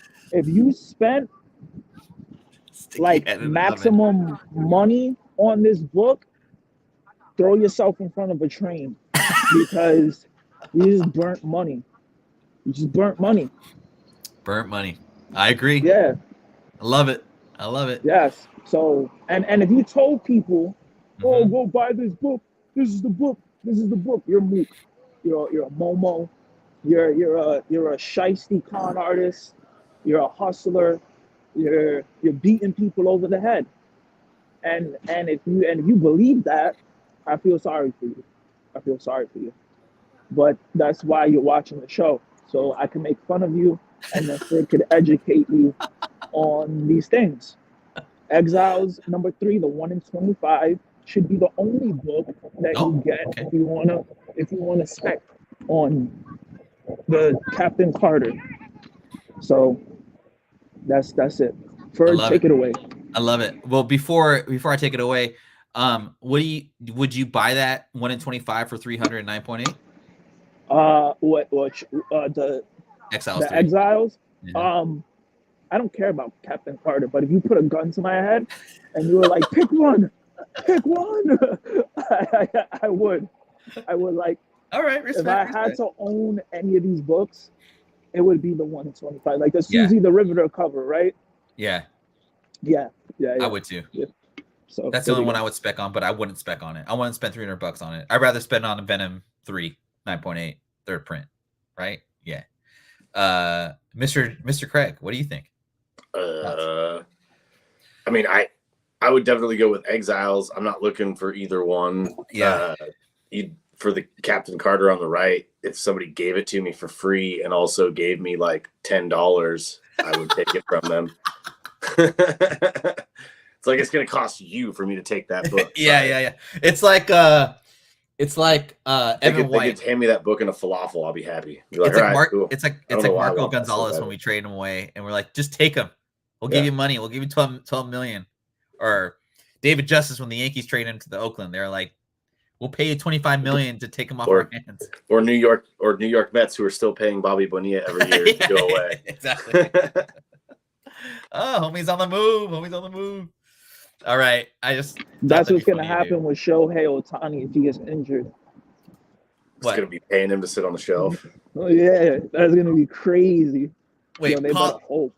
Real quick, let's talk about that real quick, man. Like, dude, could you imagine if like Ohtani busted up something and like that contract? Because guaranteed, man, 700 million, and he just like, I don't know, like fucked his ankle up or some shit, man. Like, I'd be so nervous, dude. And then they got the other dude. The other dude went over there with him. The pitcher, right? Yeah, the pitcher went over there. Yo, like $1.1 billion, man. Yeah, where they're into it for over $1 billion this season. On 2 players, bro. I know. And June 8th, they're gonna be at Yankee Stadium, and then they're promoting it as who's that guy? I know I seem like a poser because I'm wearing the Yankee hat. But who's the star player on the Yankees that everybody's been jerking off? Judge. Juan Soto? I think it's either Juan Soto or Judge. And then they had a picture of like Juan Soto or whatever and Shohei Ohtani, and it was like the 2 best players in the world face off at Yankee Stadium, June 8th. And I was like, oh shit. oh shit. Like, They got me. Yeah. You put Shohei Ohtani on there, I'm there. Yeah, dude. I don't even know who the other guy is, and I'm wearing a fucking Yankee hat. I'm a hat. No, Soto's legit, man. Like, I know he was never gonna come to the Mariners, but like, he's legit, dude. He's a good player. Yeah. So it's Soto versus Ohtani. Okay, Paul. I get that, Paul. My homie, me and Jason's best friend lives in San Diego, or my best friend. But Jason knows him too. He lives in San Diego, and he always talks shit about the Dodgers. But yeah, man, you guys had a good run a couple years ago. That was a good team. That's how I was gonna say that. I remember that the Padres went to the playoffs. That was a big deal. Dude, they were good. That team was stacked, man. They were better than the Yankees. Yeah, they definitely were. Yeah. Could you imagine just paying chump change for an entire team, and then the Yankees are spending like $50 bajillion million on like all these players, and we can't even make it past the first round? I mean, did you guys make the playoffs last year? I don't even, probably not, or else I would have heard about it. It would have been like, what's the thing that they do? Respect, but the S is the 2. Hashtag respect. Hashtag Jeter. I don't know. Or the Mets fans, those dudes are fucking. They woof. They need to put their heads in an oven. No, yeah, they do. They do. And it's half Yankees, half Mets. So like, I don't know, man. Like if you like the Mets, Ah, man, like even the Knicks fans. Oh, the Knicks got rid of Dolan. Yeah, I don't even know. I didn't even know who that is. Dolan is out. The owner of the Knicks, or Oh, okay. whoever he is, Dolan is out. Like they got rid of my man's Dolan. We out here. Knicks tape 2024. We winning games out here, bro. I swear to God, I'm not even a Knicks fan, but if the Knicks go to the playoffs and they start winning, they're gonna burn New York City down. They're gonna burn. No, I swear to God, bro. There was that one year Knicks went to the playoffs once, Oh yeah, Madison yeah, I remember that Square year. Garden. It was a war zone. It was a Seriously? war zone. Yes, I swear. Go on YouTube right now. I'm getting worked up. Whew. But go on. Slow down, man. So it's the Red Bulls Listen, kicking in. The Red Bulls kicking in. the Red Bull is kicking in, and the Knicks is pumping up my adrenaline. Oh my But goodness. but all right, listen. Go on YouTube, and then there's like memes on Side Talk NYC of like people just going crazy because the Knicks beat who's that kid from Atlanta that's always talking shit? Trey Yeah, Trey Thompson. or something. Yeah, Trey Thompson. I don't know. Trey. Whatever. Clay Thompson, Trey Thompson, whatever. But you know who I'm talking about. Yeah. So they were going in on him. They were wilding out. Uh-huh. And then they were just going crazy. So could you imagine if they make it to the finals at any point in my lifetime, they're gonna burn that stadium down. It's gonna be crazy. So, but yeah. Anyways, I'm done.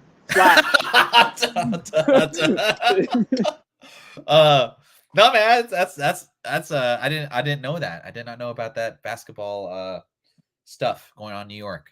Bro, Knicks. But yeah, Knicks, I can't wait till Knicks New York crazy. gets burnt down because New York made the playoffs. But Yo, if you see the Knicks go to the playoffs, just turn on the news. That's all I'm saying. Anybody viewers watching right now, if you see the Knicks winning in the playoffs, turn on the news because you're gonna see helicopters and shit and riots breaking out. And it's Noel's gonna come out. Noel's gonna come out and take over NYC. They're gonna the crowd of people are gonna find Dolan and stick him in an oven for the years of like Jimmy Dolan, shake and bake. yeah. Back to comic books. Yes. So these are just a couple. I'm a big Flash fan, and these are some books I just saw like on super damn good deals. I bought this 141 newsstand for $10. It was like probably like a 9.0, but I just love this cover. It's iconic in my opinion. Yeah, $10, man. Why not? And then on the right, I found this first Impulse appearance, Flash 192 or 92. I don't know. For $10, I feel like this is a good pick for Gen Z. I don't know, just my opinion. He's like a child of Flash and all that stuff, but I just thought it was a good deal. I mean, there's good deals out there, people. Some stuff you don't have to necessarily speculate on. These two, I didn't. This is not really speculation. This is more just like, oh damn! Like I remember seeing these for like $30, not not pandemic prices, but just like pre-pandemic. So I wonder if it's just like people are just trying to offload stuff. I know I personally am and all that. Jason, what do you think of these picks, man? Yeah, I like. I'm not too familiar with the 92, but the 141 I've definitely had on my list of looking. I just haven't, like I said, I haven't been buying a lot, so I haven't been looking at my saved stuff yet for a while. Cool. And Fedora, do you have like kids coming through asking for Impulse, asking for Flash in general? Oh, I can't hear you, man. You're on mute, dog. There's actually a coworker of mine. He's like several years older than me, so I guess he's Gen Z, and he's like super into Flash. And he goes to like cons and buys all the Flash keys. And I remember he begged some convention guy. He got literally on his hands and knees. He was telling me the story where I think he wanted the first appearance of Reverse Flash. Yeah. But he was trying to get a deal. And then he showed the guy. He's like, "Look, I got the Flash. He has the Flash tattooed on him and everything." And he was just begging the guy. And then the guy gave him the deal. He was like, "I feel bad." Let me just give you the deal. That's badass, dude. That's like a grail book for me. What the hell just happened? Oh, Jason. Oh, It was Jason. but yeah, I've seen these books. We've had them. Yeah. We've had those. Yeah. I Joe, don't Doc remember Joe what they were priced at. with the freaking DC logo variant for fuck 92. That's sick. That's like What's the deal with that? What's the deal with that? The DC logo variant. I can't know. I don't know. Like it's kind of like a long story, but basically, like for a time, there's a DC logo variant in certain books. I don't know, certain regions they were trying out like different things, and so there's like it's kind of like newsstand in a way, but even more rare because DC, right? For a period of time, DC had a logo as a DCU logo, and so there's a premium pay for those guys. I think it's more nostalgia personally for me, but like I get the rarity of it as well. So anyway.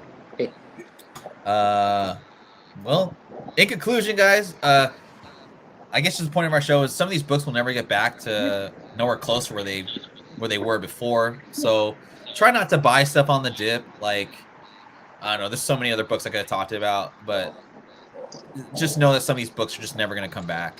I think the option news or appearances spec is dead for now because of the quality of the shows. I think, comic book hero fatigue, all that shit. It's just not. It's just not working anymore. I mean, even like good characters, like I'll harken back to the Loki series. Miss Minutes, I didn't think really went up that much after the show came out. Yeah, people were specking on Minutes. Miss Minutes. I was crying. I was like, "What are you doing? What are you doing, bro?" Yeah. Oh, here's the DCU thing. Only came in callbacks from certain retailers, so they're pretty rare. They're super hard to find. Toys R Us had them. Rest in peace, Toys R Us, but maybe they'll come back. Toys R Us is back. Toys R Us is back, baby. In New York City. Yeah. And Macy's. Macy's?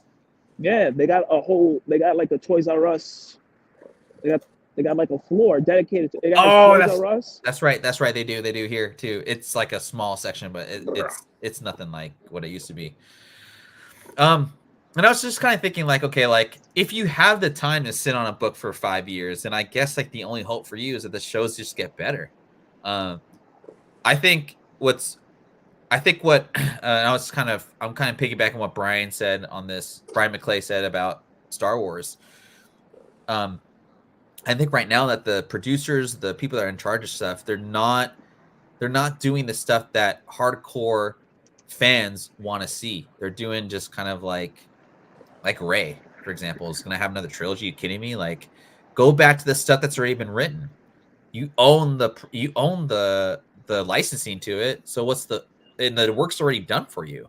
And that's what the people want. So, I think that they're gonna have to like pay a bunch of people, possibly. Like I guess, right? I don't think that they like doing that. Well, so like for this thing though, right? Like Revan, like how the fuck has Revan not come back to like on screen? He's in the video game that people loved. He's in the books. People don't read books anymore, but people read Revan. He's in the comic books, Dark Horse. So it's like you don't have to have a blockbuster actor or actress to play these parts because like they're not even on the screen. They don't like. I feel like Disney doesn't like using Dark Horse properties though. I feel like they try to avoid it, but Revan is so popular where it's just like, yo, just pay them, like pay them. The story's already, but the story's already written. You know what I'm saying? Like you don't have to create a new story and like have like I don't know. Ray didn't hit it for me. I don't know. It's just my my humble opinion, whatever. And then yeah, man, like what was it? Or Paul 619 Swordmaster. It's like one of our favorite. I wouldn't say I spec on it as much anymore. I still like I still think he'd be an integral part of the MCU, but Lil Birdie told me that you may see him again this year. We'll see. Just be on the lookout for that. I can't say what my source is, but he's around somewhere. And then last but not least, what's that? Said swords. Jason, do you still get excited to see Swordmaster stuff, or are you just kind of like, eh? In like he hasn't popped in any new properties, has he? Like back issue stuff. Are you hunting for it? Yeah, like if I see him, I pick him up usually. Yeah, especially if they're in good condition. Yeah, that's just the guy for me. I like it. Let's see. It'd be nice if they continued him on with whatever. I mean, I don't even know what happened to that Iron Man run. Did they ever finish it? Oh, Iron Fist. Or Iron Fist, yeah. We'll see. I guess 2024, right, Fedora? Oh, well, he's gonna stay as Iron Fist. I'm pretty sure. But Well, yeah, wait, who are we talking about? Danny Rand? no, Swordmaster, Lin Lee. Lin Lee. Oh, I just I'm didn't know pretty if they sure finished that run. I mean, I don't know either, but I'm pretty sure he's gonna be there for like indefinitely. It's Yeah, like I was reading it. I just can't remember if they finished it or what they did with it, but I liked it. yeah. I haven't seen another Iron Fist. It was an No, interesting concept. I remember that being like him being the first Iron Fist to not have to face the Eternal Dragon or defeat the Eternal Dragon to harness its power. yeah, it's kind of tight. But yeah, I mean that's basically the show. And I guess good luck to everybody. I mean, I hope you guys get it out of the show. I mean, we have 500 subs, so I guess people are watching us and getting some good content out of the show. Just next week we got some good giveaways coming up. I'll try and if you guys can send me pics of those, I'll try and post them on my Instagram and YouTube and all that stuff. I think people are going up in subs because they think you're Tiger Woods. They're like, man, Tiger Woods is on here talking about comics and shit. It's like I know, he's in that shit. He still looks like he's 12 years old too. Yeah, it's probably why, to be honest. And then I just want to show off this. I got this slab back from the CGC signing of Mr. Jim Lee. It's Resident Evil, the magazine cover. 7.5. Wait, that's cool. Jim Lee? Jim Lee right here. Yeah. That's crazy. How much you think is it gonna go for? I don't know, because it's the magazine. It's a newsstand cover. They put newsstand edition on here. I really don't know. I mean, I love Resident Evil, and I dig Jim Lee. So I found this magazine for like $20, and I was like, I know it wasn't in the greatest condition, but screw it, whatever, who cares?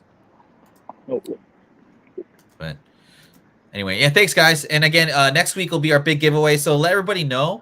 I'll try and go on the socials and all that stuff as much as I can, and try and share what we're giving away. But before we go, Fedora, you got any parting thoughts? Let's go Knicks 2024 Knicks tape, baby. We out here. Fuck you, Dolan.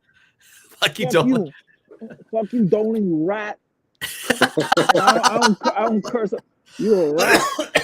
You're a rat. We never got a star in the Knicks since the '90s, since Ewing, and you like, bro, Dolan is out. Dolan is out. New York is on top. All right. So we out here. We winning games now. All right. So be on the lookout for the New York Knicks. I'm not even a Knicks fan, but I 100% endorse the Knicks because I'm from New York and I have to. So let's go. Fuck you, Dolan. And to all the speculators out there, don't be a Dolan. Right? Don't be a Dolan. All right. Don't be doling out. Don't be doling out. Exactly. Yeah. And Shuhei Ohtani, you better be healthy. I mean, or maybe get injured. I don't know, because they got to pay you. So if you feel good. Like you're not winning, he did just have surgery last year. I know.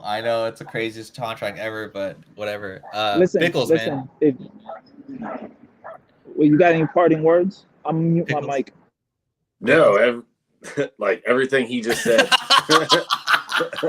That's awesome. And fuck Dolan. Yeah. I just want to say thanks everyone for the support. 500 subs is amazing, man. We've been having a really good time doing this, and yeah, don't be a Dolan. Don't be a Dolan. Don't be a mook. The Aki way is the dead way. We'll see. Dora, one more thing you want to say to the crew, to the peeps? Fuck Dolan. Next week's giveaway is gonna be a hashtag fuck Dolan. Okay, all right. We're gonna do like 4 giveaways next week, guys. So tell everybody about it. Just a thank you to everybody for supporting us, and we will see you next Sunday. I'm giving away I'm giving away the One Piece book. Oh shit! Again. So if y'all want that, they listen. CGC is grading manga now. So that book is going for a little. If it's going for a little something on eBay, so I'm giving that. It's a nice cover. It's Luffy It's a on nice a cover. sort Yeah. a snowboard or whatever he's on. It's Yeah, a nice it's cool. cover.